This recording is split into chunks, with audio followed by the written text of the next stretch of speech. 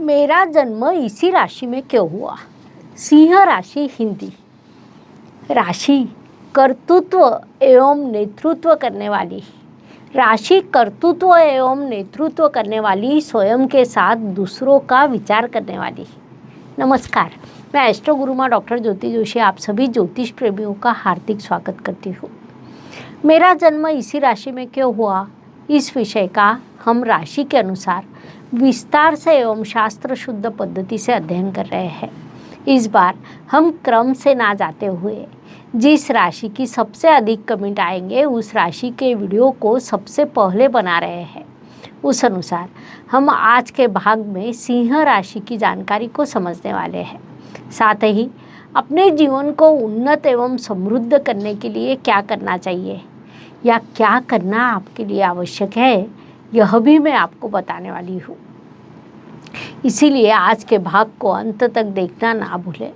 साथ ही यह उपक्रम आपको अच्छा लगा है तो उसे लाइक एवं शेयर करें ताकि दूसरों तक यह जानकारी पहुंच सके।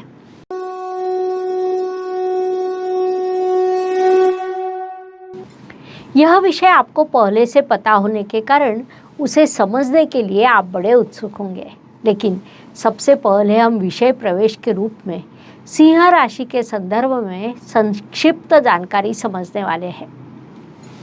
मघा नक्षत्र के 4 चरण, पूर्वा फाल्गुनी नक्षत्र के 4 चरण और उत्तरा फाल्गुनी नक्षत्र का पहला चरण। इस प्रकार कुल 9 चरणों से सिंह राशि तैयार होती है। राजा लोगों की राशि के रूप में सिंह राशि की विशेष पहचान है, क्योंकि इस राशि का प्रतीक सिंह जंगल का राजा होता है। साथ ही सिंह राशि का स्वामी रवि ग्रह है, जिसे सभी ग्रहों का राजा माना जाता है।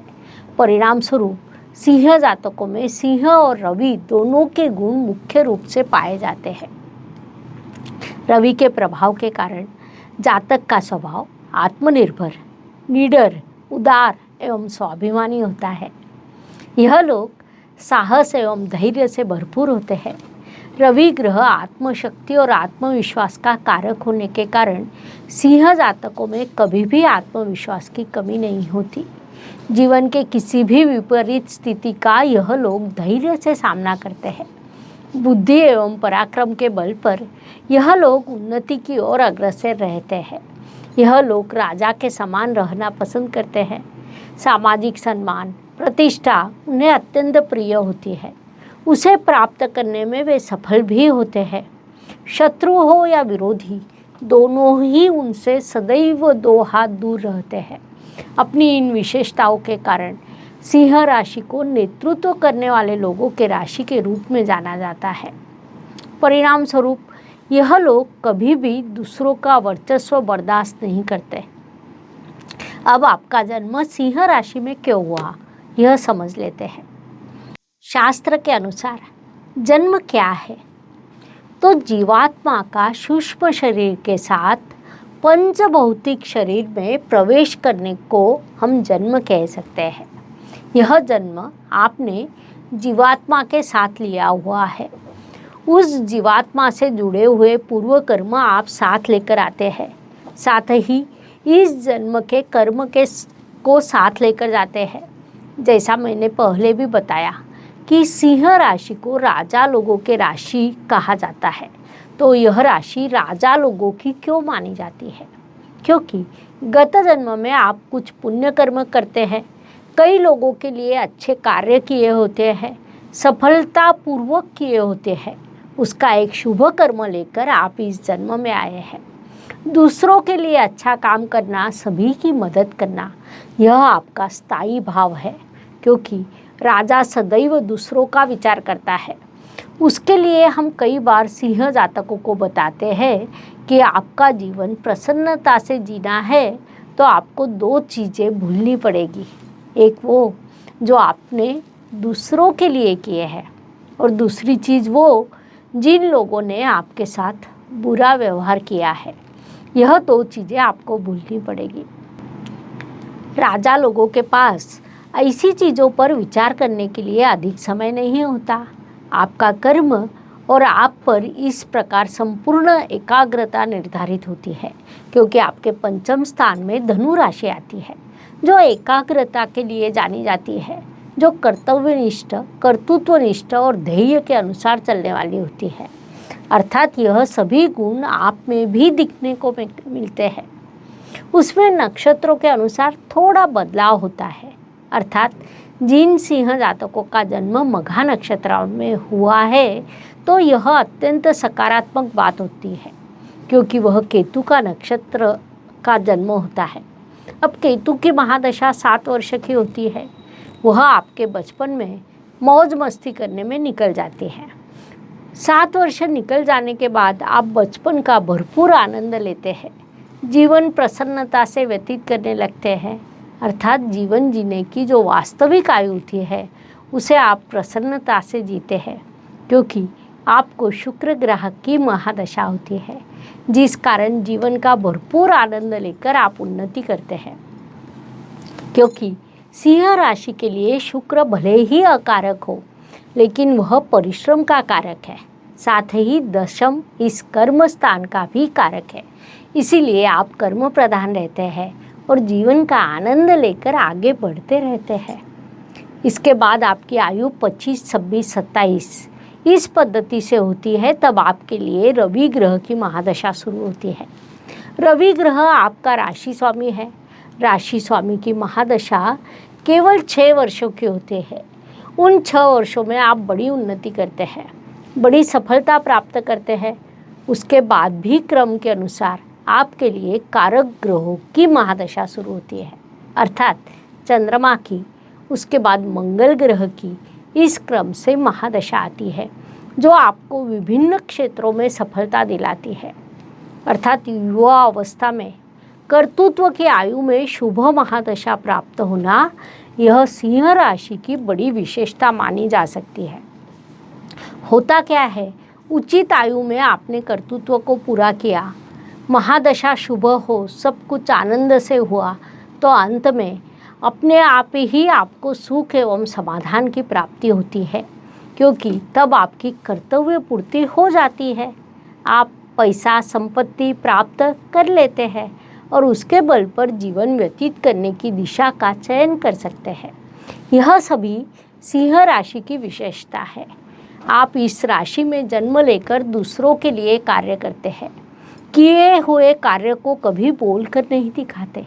नेतृत्व करना आपका स्थायी भाव है।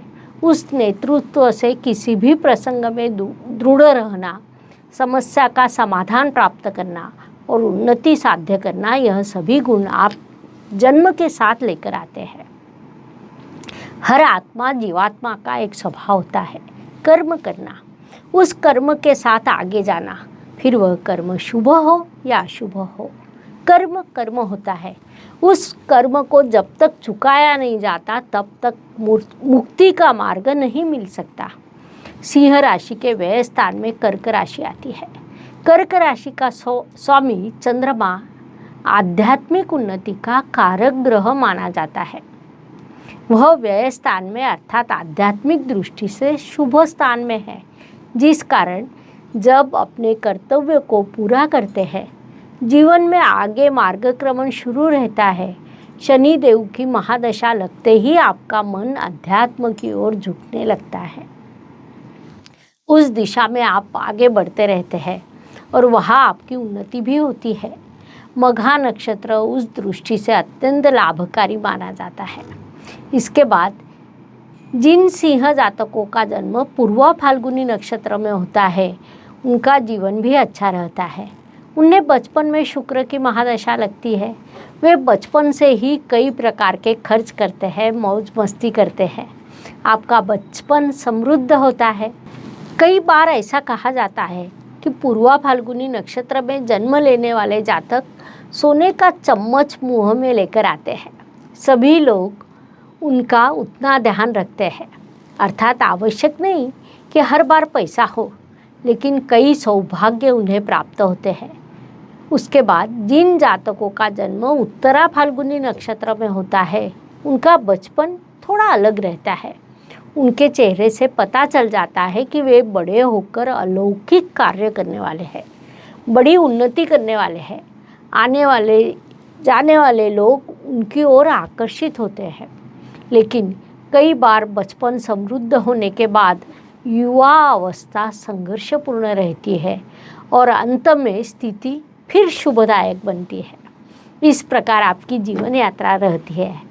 अब यह किस पर निर्धारित होता है कि अभी आपने कर्म के अनुसार जन्म लिया, उसी कर्म के अनुसार आपको मघा, पूर्वा फाल्गुनी और उत्तरा फाल्गुनी इन 3 नक्षत्रों में से कोई नक्षत्र मिलता है और आप अपना जीवन प्रसन्नता से व्यतीत करते हैं, बड़ा कर्तृत्व करते हैं, सभी का भला करते हैं और भला करने के बाद सामने वाले व्यक्ति से आपको किसी भी प्रकार की अपेक्षा नहीं होती।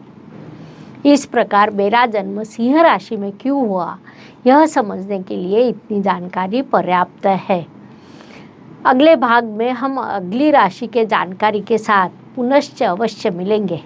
हमारा यह उपक्रम आपको अच्छा लगे तो वीडियो को लाइक और शेयर करना ना भूलें ताकि दूसरों तक यह जानकारी पहुंच सके। धन्यवाद। शुभम भवतु। जय ज्योतिष। ज्योतिष का अध्ययन तथा शास्त्र की शास्त्रीय तरीके से पढ़ाई करने के लिए मेरी 2 किताबें प्रकाशित हो चुकी है, उनका अवश्य लाभ लीजिए। Please like, share and subscribe the channel और हाँ, बेल आइकॉन दबाना ना भूलें। धन्यवाद।